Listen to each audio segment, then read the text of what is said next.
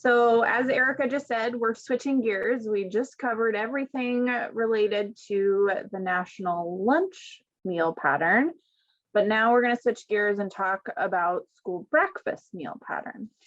So here again on the next slide, you'll see that same or similar chart that we also have for the lunch meal pattern, but this is giving you all of those specifics related to breakfast meal pattern.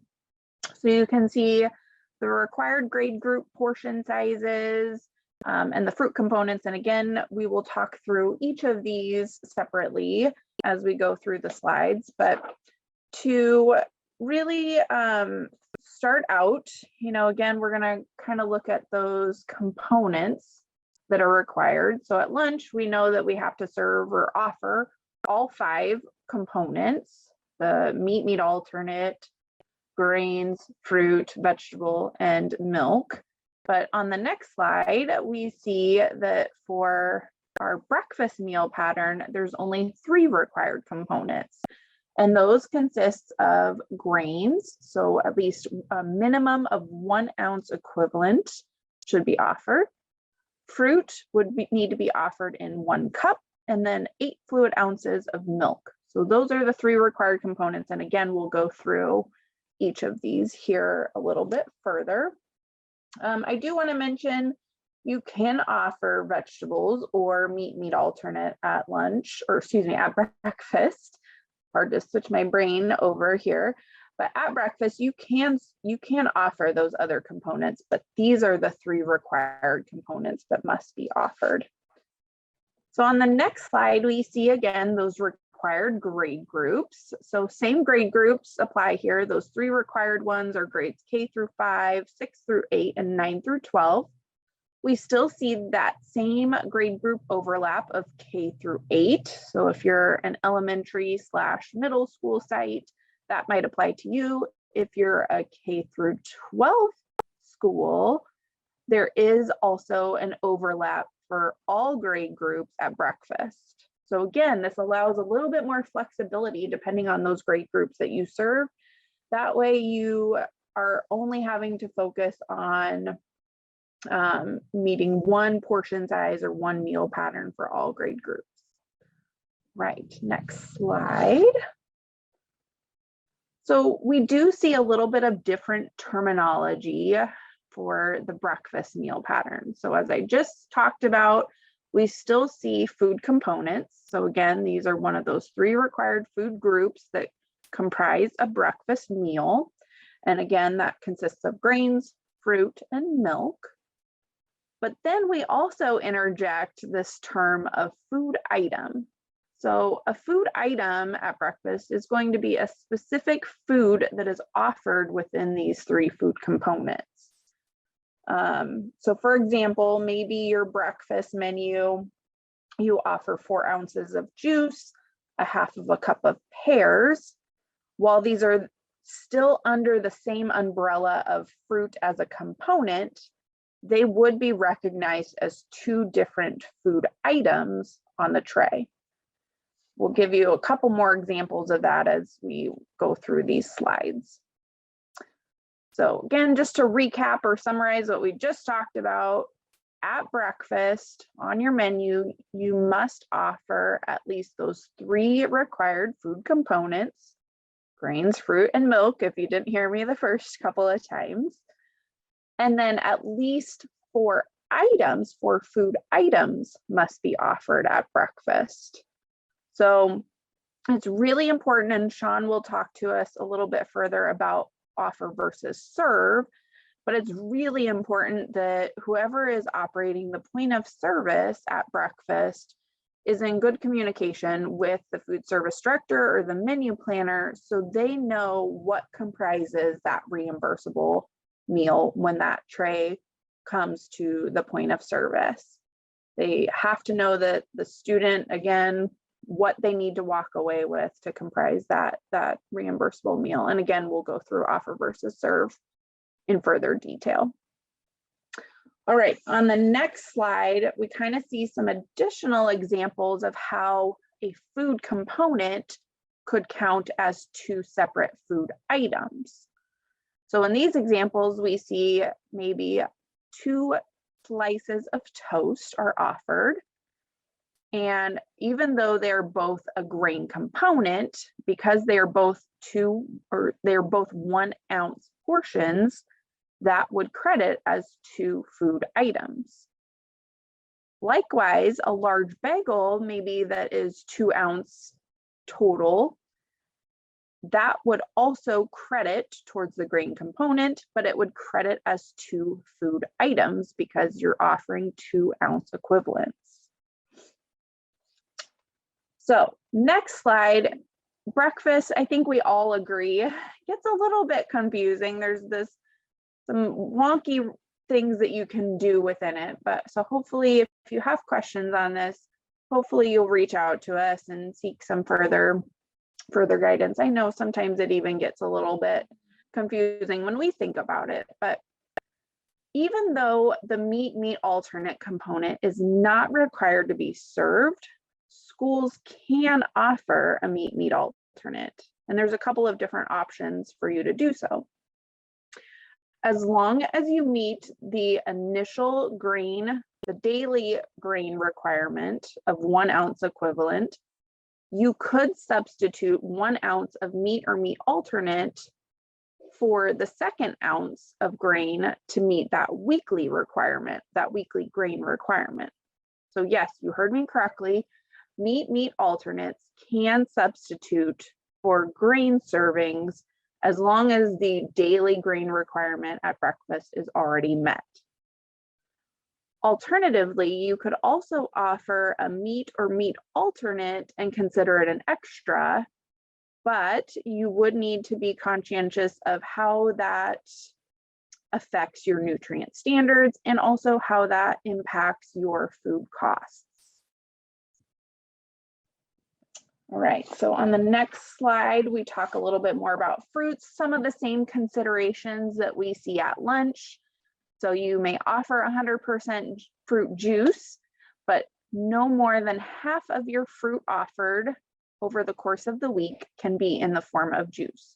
So quite frequently what we see is juice is offered, or maybe a variety of 4 ounce juice boxes are offered at breakfast, but then there is another fruit available on the service line or on a fruit or vegetable bar that again would help you to meet not only a couple of different items that the student could leave the line with, but it helps you meet this requirement to make sure that no more than half of the fruit offered is in the form of juice. I think I bypassed mentioning this earlier, but if you're offering frozen fruit varieties, those items should not contain added sugars. They should, if you look at the ingredient list on the back of the package, it should just say strawberries instead of strawberries and sugar in the ingredient list. So do pay attention to that. And then again, canned fruits would need to be packed in their own fruit juice or in light syrup to be considered creditable. So on the next slide, we see that a 1 cup portion size of fruit must be offered at breakfast. We do recommend offering a variety of fruits and or juices daily and offering those in 1/2 cup portions. So again, each student or each child can really select what they are actually going to consume, what they like. It makes it a little bit easier, again, and also hopefully helps reduce that food waste. Planning at least 2 different fruit choices daily, again, is helpful, especially if you are offering juices. Again, we would want you to offer either like a whole piece of fruit, like an apple, or maybe 1/2 cup of mandarin oranges or berries or things like that to go along with it, so they have those choices. A student must take at least 1/2 cup of fruit to comprise a reimbursable meal at breakfast. So they have to leave the line with at least 1/2 cup of fruit. Students can be allowed to take 2 1/2 cup servings. So maybe they take 2 1/2 cup portions of the fruit that is on the line. maybe they take a half a cup of fruit that's on the line and 1 4-ounce juice. And those would be allowable combinations that would still be considered as part of that reimbursable meal. So they can take more than the half of a cup that is necessary for that reimbursable meal. But again, they have to take that minimum. Now, one thing that we do notice or want to mention is that it is up to each school to determine whether they want to allow students to take 2 juices. So keep in mind, that might impact your costs. We often see many sites not allowing this, but you need to communicate that with your students. So again, this goes back to that signage that you would display at breakfast, and we'll talk through that further. But that signage would help students recognize what they are allowed to take within the breakfast offerings that would also yield that reimbursable breakfast meal. So again, up to you whether you want to allow 2 fruit juices. What we often see is that most sites offer a juice and a different fruit option. On the next slide, we see that you can offer vegetables. They can be substituted for that fruit component, and any variety can be served. So unlike lunch meal pattern, there's not the same vegetable subgroup requirements. So that means you could offer maybe potatoes, hash browns. Maybe you want to do a breakfast burrito and you're going to offer some vegetables, mushrooms, peppers, onions of the sort, something like that in there. Or you're going to do like a veggie egg scramble. Those, again, keep in mind the 1/8 cup portion would be necessary for that item to be creditable. Okay, on the next slide, we see the breakdown or the portion sizes that would be necessary for that grade K through 12 overlap. So for grains, you would need to offer at least 1 ounce equivalents daily. And then those weekly requirements do jump up. So grades K through 5 would be 7-ounce equivalents for the week. 6 through 8 would need 8-ounce equivalents of grains per week.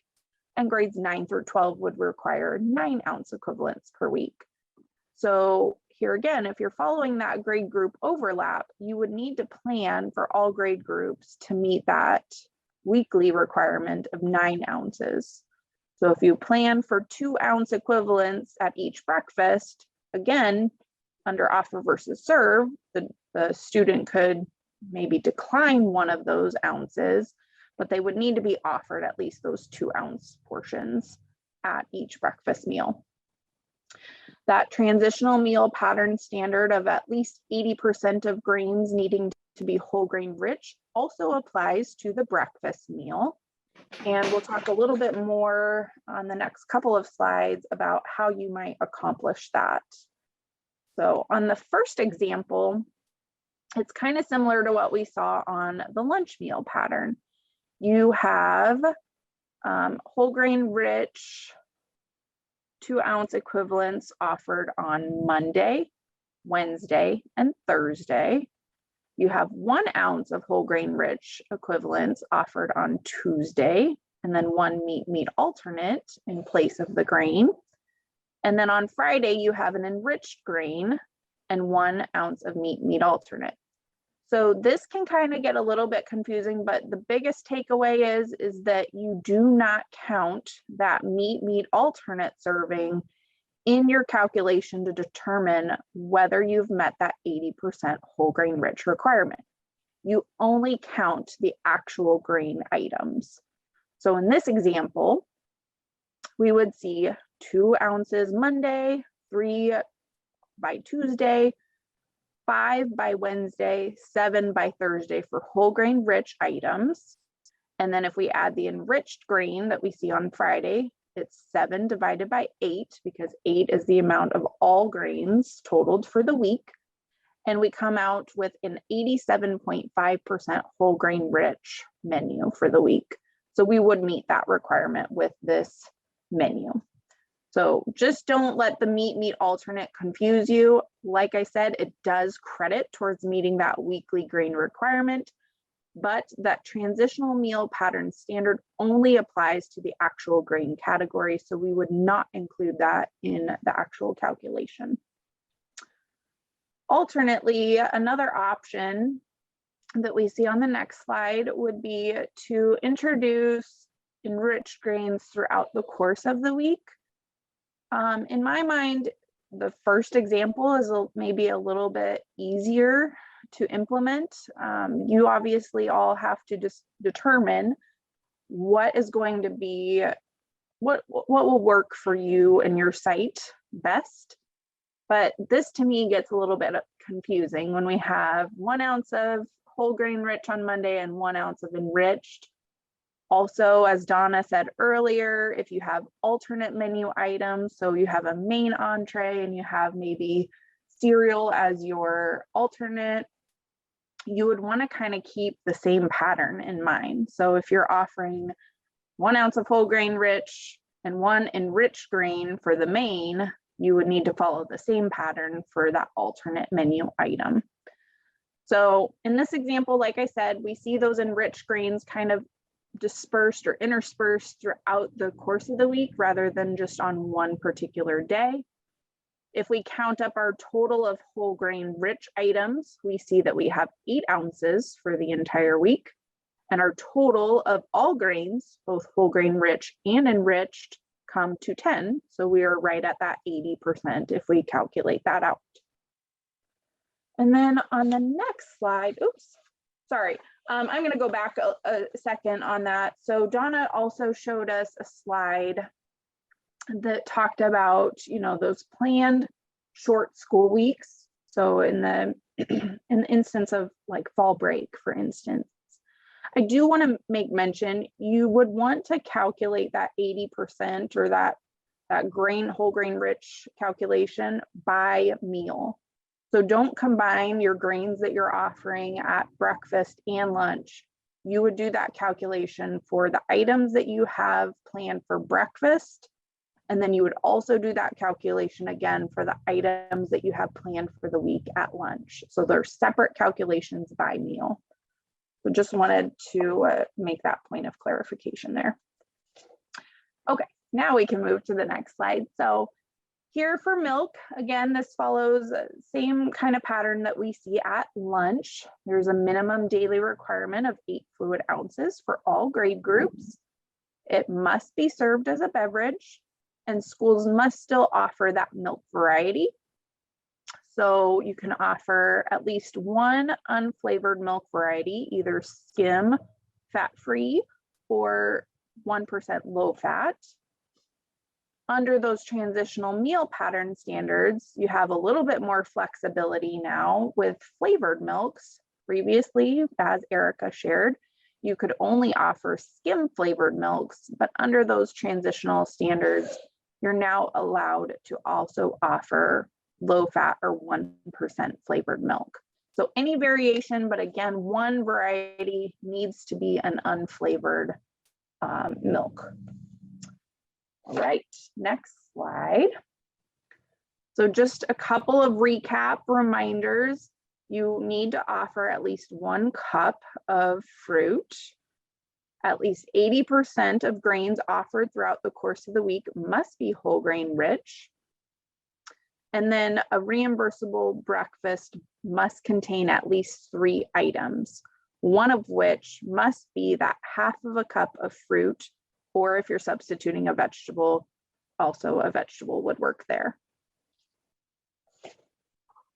Okay, so we're gonna do the same thing here and kind of test out what you feel would meet breakfast meal pattern requirements. So again, pull up that annotation feature, and we're going to go through a couple of examples. So on this slide, or on this example, we see that assorted cereals, 1 ounce equivalent of whole grains, a slice of whole grain rich toast is offered, in addition to a banana, orange juice, and your variety of milk. So we'll give it a couple of seconds here. You guys are all over it. Yes, so Lots of yeses. I don't see anybody in the no's here. So as long as students are allowed to take 2 grains here, or if they wanted to take, both the fruits, this does meet meal pattern just based on the offerings. So again, implementation of offer versus serve, we'll talk through that a little bit further here in the next couple of slides. One second.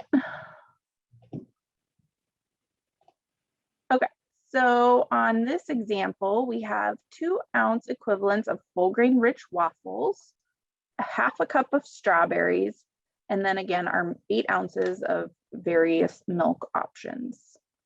So go ahead and mark whether you think this would meet meal pattern requirements. There is just no fooling you all. You are just wonderful at this. Yep, nailed it. So this would be a no. Even though a student has to leave the line with just 1/2 cup of fruit, you must offer still a full cup. So in order to have this menu meet meal pattern, you would need to increase either the serving or the portion of the strawberries, or you could also add juice in to help meet that full 1 cup requirement. Right, next slide. We have a very specific breakdown of a breakfast burrito here. So that burrito would contain 1 ounce equivalent of whole grain rich tortilla, 1/2 of an egg, 1/2 of an ounce of sausage, and 1/2 of an ounce of shredded cheese, and then a tablespoon of green peppers. We have 2 orange wedges, 4 ounces of assorted juice, and then our milk variety.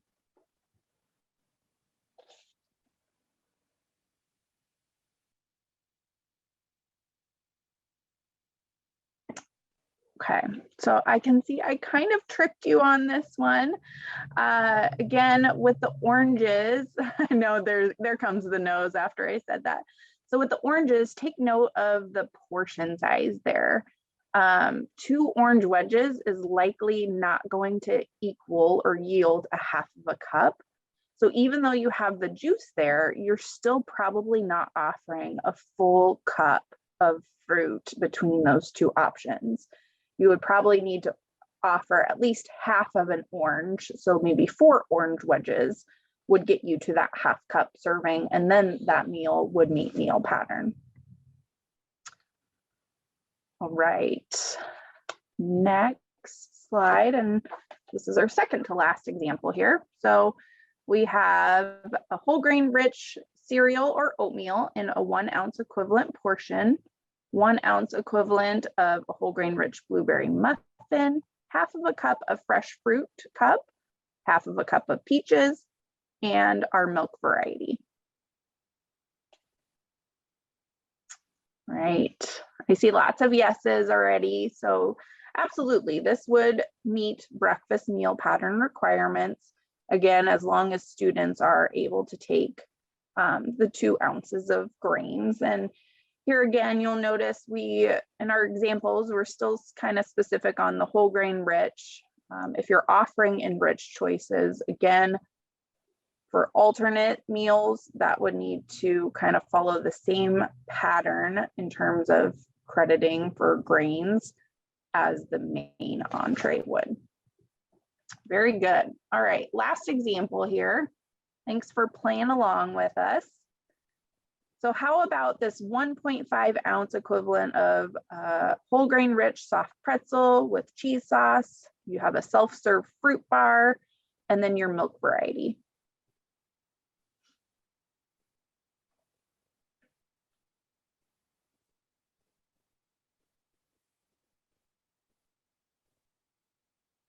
And a little bit of both.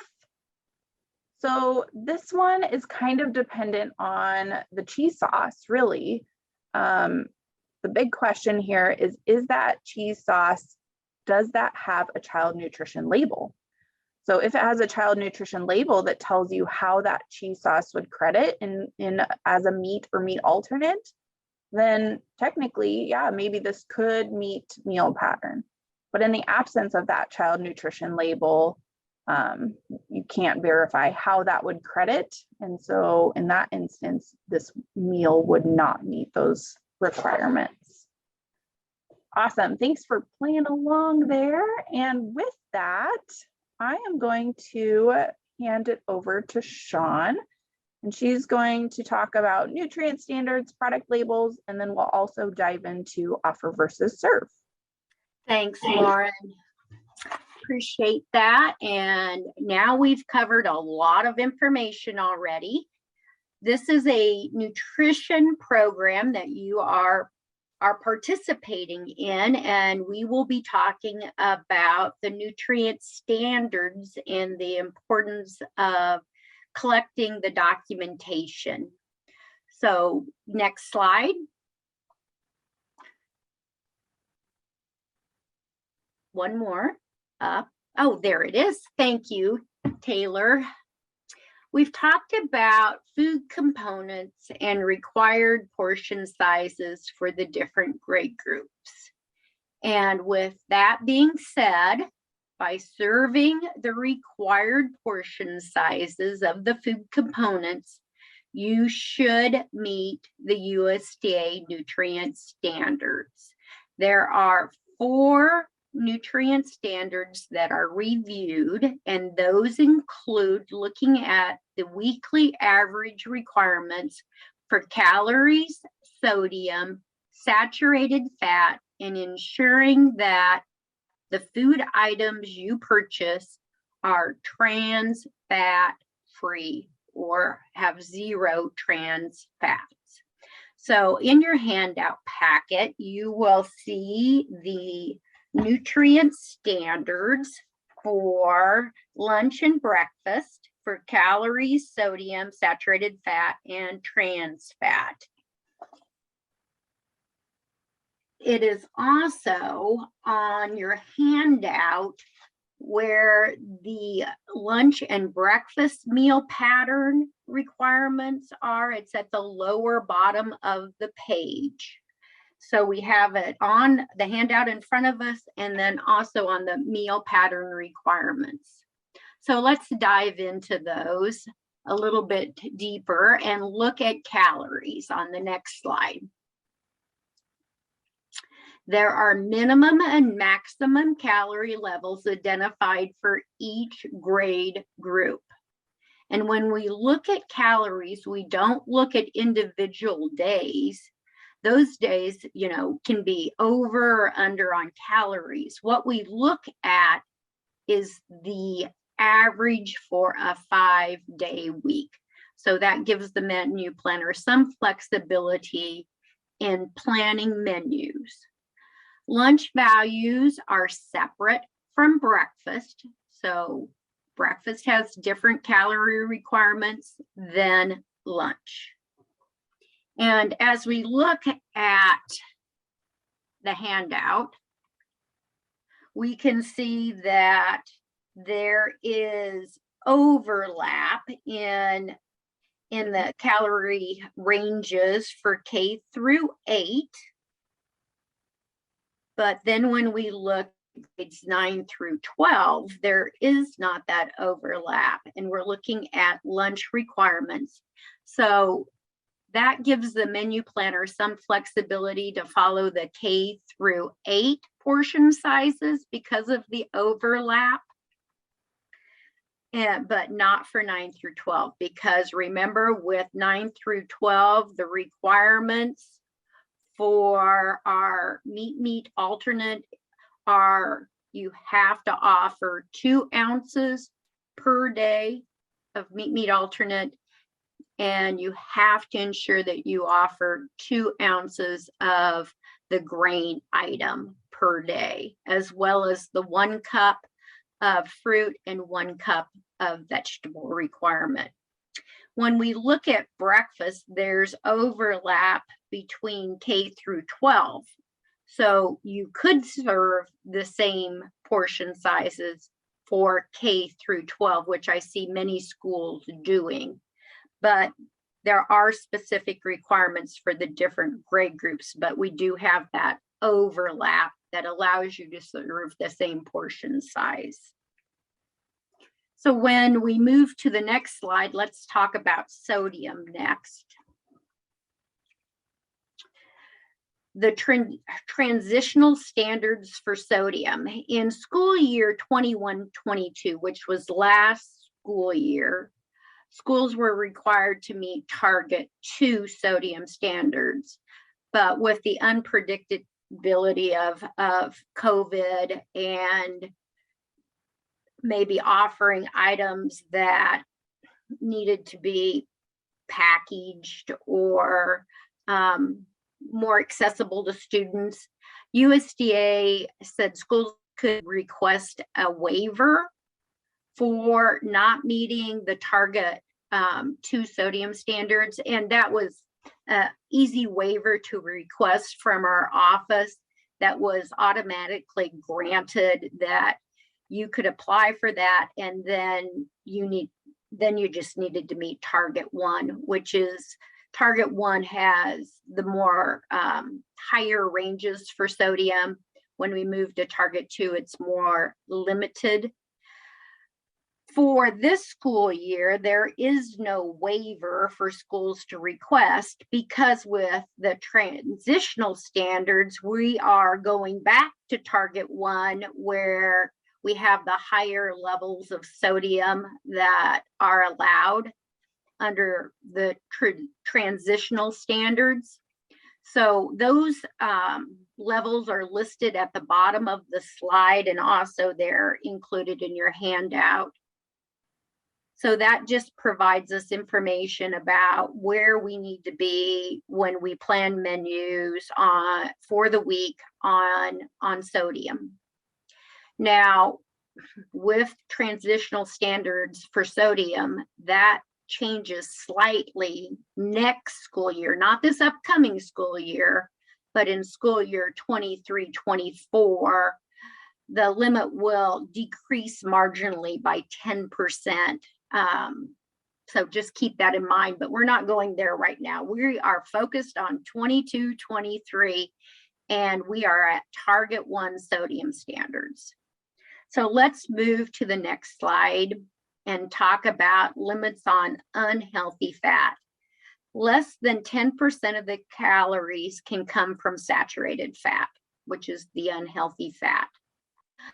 Food items must not contain added trans fats, and most foods do not. This isn't a new requirement whatsoever that manufacturers have gotten on board, and typically trans fats were added to foods as a preservative to keep them shelf stable longer. You would see that in many of your solid hydrogenated fats, but with the school meals program, I rarely see any food items on shelves anymore. And we do look for that when we come and do an on-site review that contain trans fat, but that's kind of a rarity. But you do want to check if you have any older product on your shelves to make sure that it is free of trans fat. So we will move on. So now that I've provided you all that information about the nutrients that you need to look for, calories, you need to look at sodium, you need to ensure that you're offering the food items that are lower in fat, making sure that items are trans fat free. By meeting the meal pattern requirements and the required portion sizes, you should meet the nutrient standards. What you have control of in your menu planning is ensuring that you look at those items that are higher in sodium, and as a menu planner, you want to make sure that you are carefully balancing those higher sodium entree choices, your canned vegetables, so that you're not having so many high sodium items in one week, or you're your higher in fat entree choices. So you're balancing that out. And those items that you have control of, like maybe that you would add to your menu, like certain condiments, making sure that you're not using salt in cooking, balancing that out. When we actually do administrative review, we do look at your production practices so that we can ensure that you are practicing good techniques to ensure that you are not going over on sodium, not going over on the unhealthy fats. And so where would you get that information to help you plan menus? You would look at your nutrition facts labels, your product labels, taking a look at your recipes, the product specification information you get from your vendors. And many schools, it's not a requirement, it's a choice, and we do not require it. But if you are actually doing a menu analysis, a nutrient analysis of your menus using an approved USDA software, you're looking at those nutrients on a weekly basis. But remember, analyzing your menus or doing a required nutrient analysis, we don't require that. Okay, we may, if we have red flags when we look at your menus, we may do that from our office, but it's not a requirement for schools to do that. So let's move on to the next slide with what information do you actually need to keep on hand for us to ensure that you are, as a menu planner, making sure that you are in compliance not only with these nutrient standards, but with making sure that you are meeting meal pattern. And that information would include keeping your labels. This is a great label because it has the nutrition facts on it. It has the ingredient statement.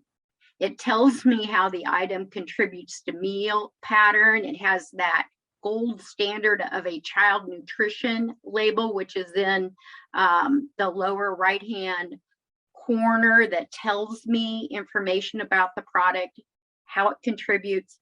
So this is like a gold standard label because it contains all that information. And we would ask that you keep that labeling for your products to demonstrate compliance.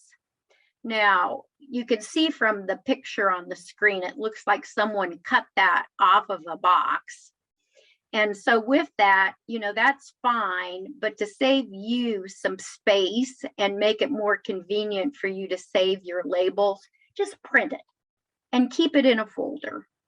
And we ask that you double check your products periodically to make sure that is the same product you are receiving, and keep it on hand because it's good information for you as you plan your menus, and it's required for us.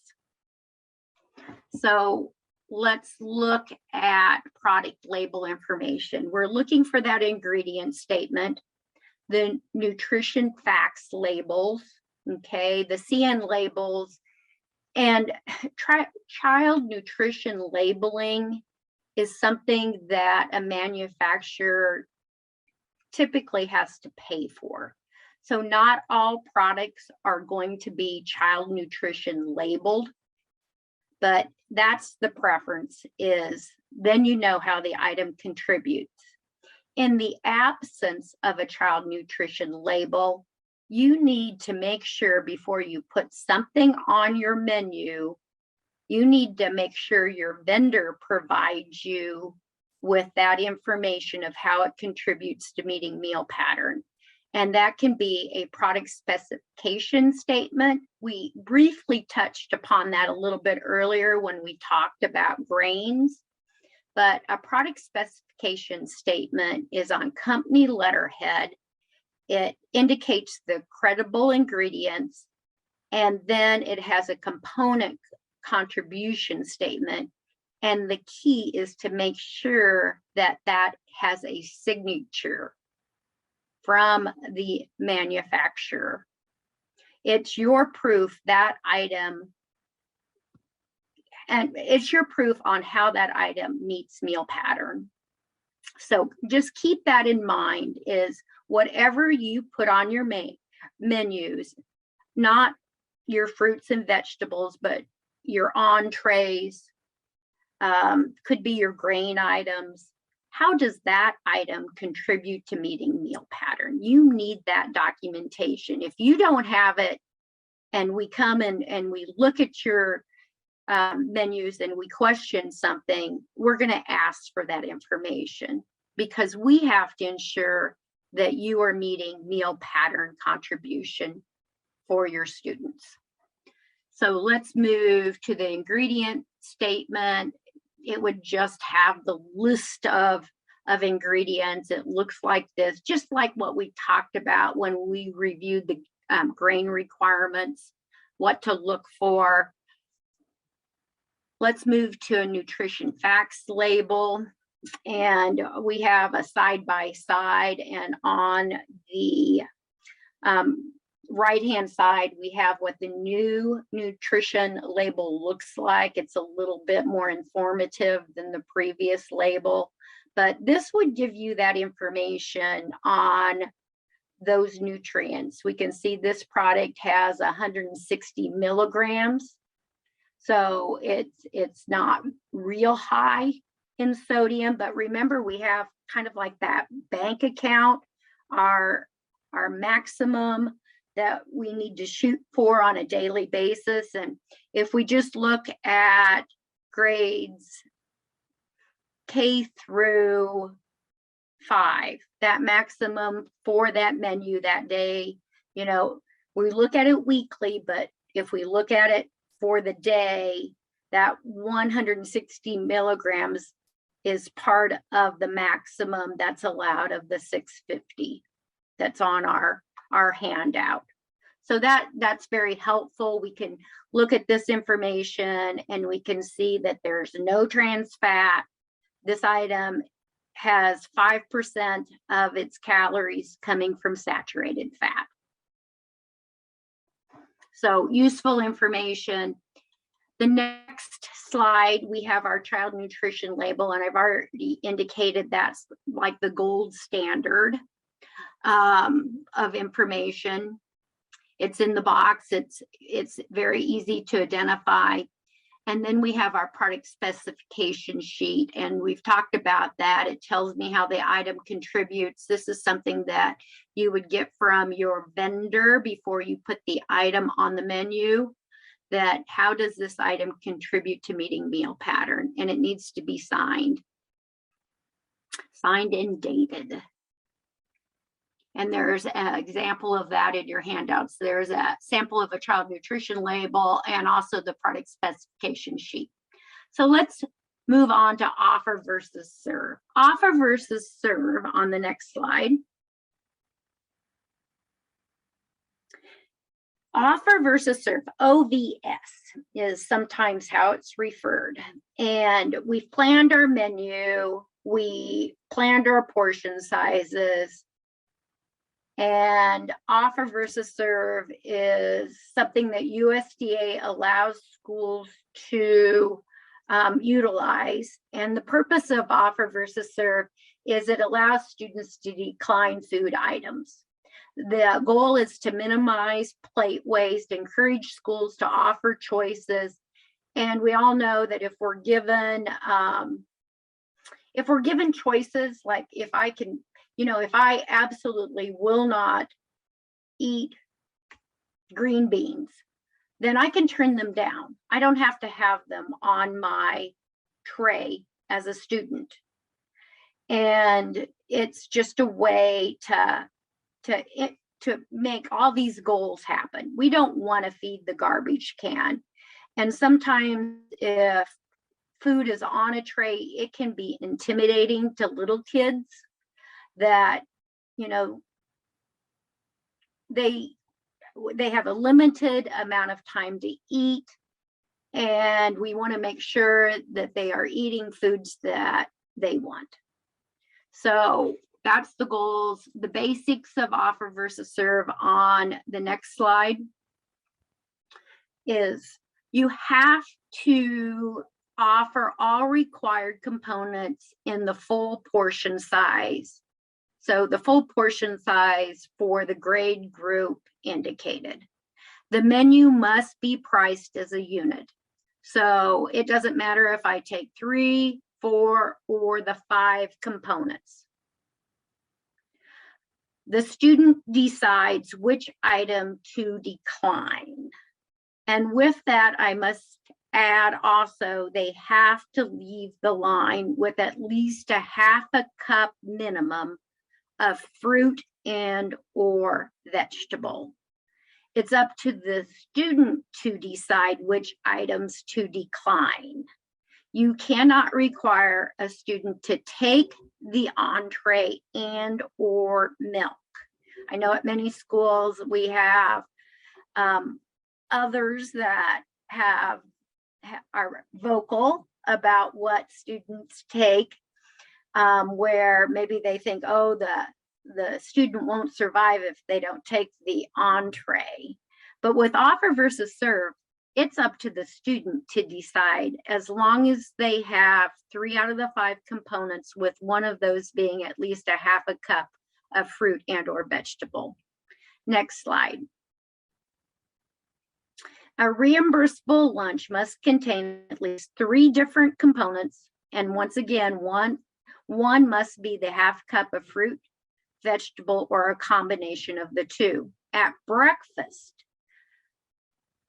for offer versus serve, the tray must contain at least 3 food items that the student has selected. And one of those items must be a half a cup of fruit or veggie or a combination.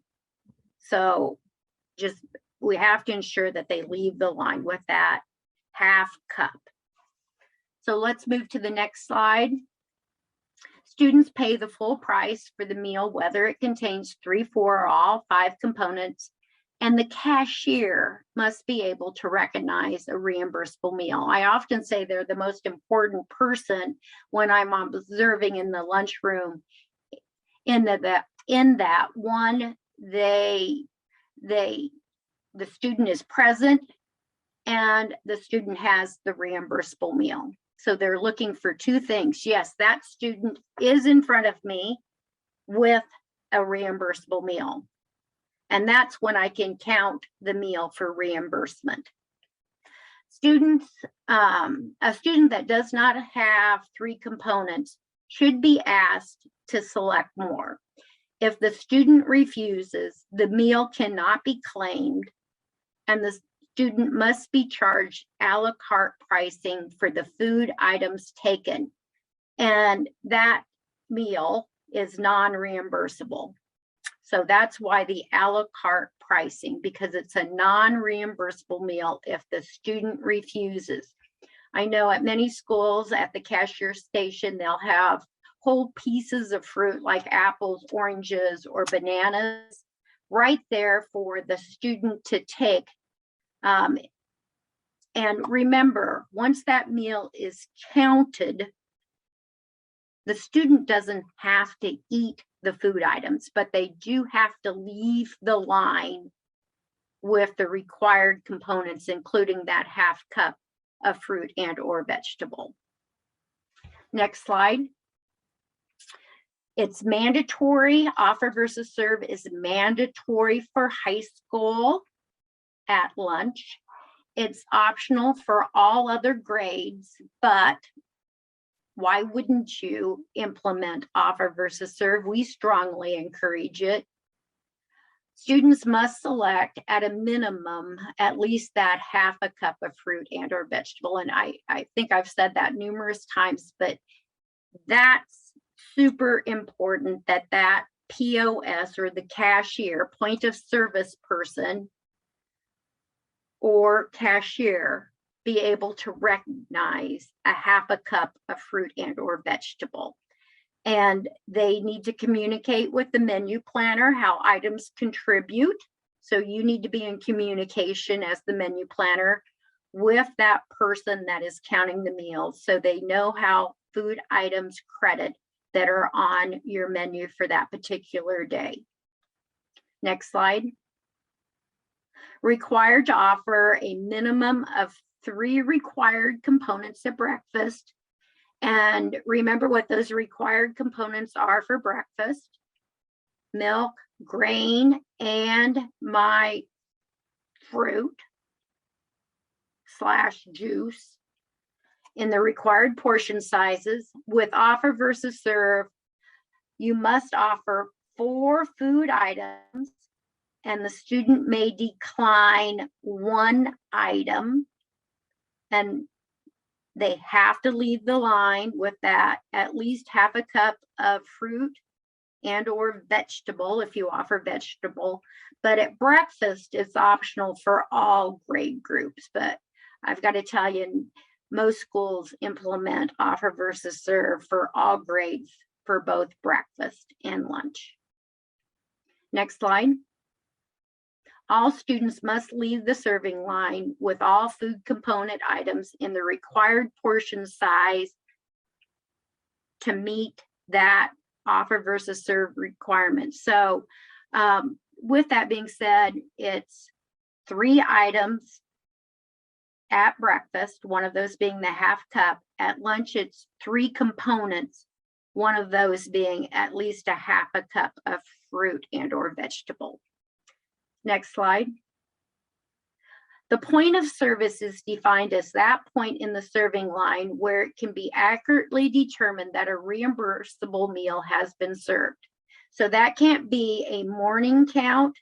That can't be a count done before students have access to the components. It has to be at the end of the serving line after all food components have been offered. So if you are offering a fruit vegetable bar, it has to be positioned after all components, including fruits and vegetables, offered on the bar. The condiments can be away from the POS because they're not food components. But anything that contributes to meeting meal pattern has to be offered before the point of service, your cashier. Next slide. Meal counts must be taken at the end of the serving line or location after all food components have been offered, and once again after any fruit vegetable bar or anything on the food line. So all components before. Next slide. Signage must be displayed at or near the beginning of the serving line. And USDA requires this, that signage be visible to students so that they can identify the food components of a reimbursable meal. And this is just an example of signage that our office offers, and it has to be posted. Next slide. And then we will get to some breakfast signage, but you can request the signage if you do not have the signage up. I know things happen over the summer. You can request signage on the Nutrition Services homepage, and there is a form to be completed for that signage. So check your cafeterias, make sure your signage is still posted because it is a requirement. And now I want to talk about resources for offer versus serve. USDA, last slide. USDA has a guidance manual on offer versus serve. I strongly encourage you to look at.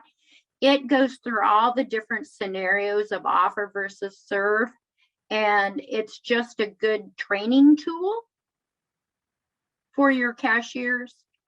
We also have a handout that's in your packet on offer versus serve. There's 2 handouts. The last that are up, the one in the center, and then the one on the right are in your packets that do a nice job of explaining offer versus serve. If you're looking for all the different scenarios that can happen with offer versus serve, that would be the guidance manual from USDA. Next slide. This is the breakfast signage that I was talking about. You need to have signage up for both breakfast, if you serve breakfast, and lunch. And this is just an example of the signage that we have in our office.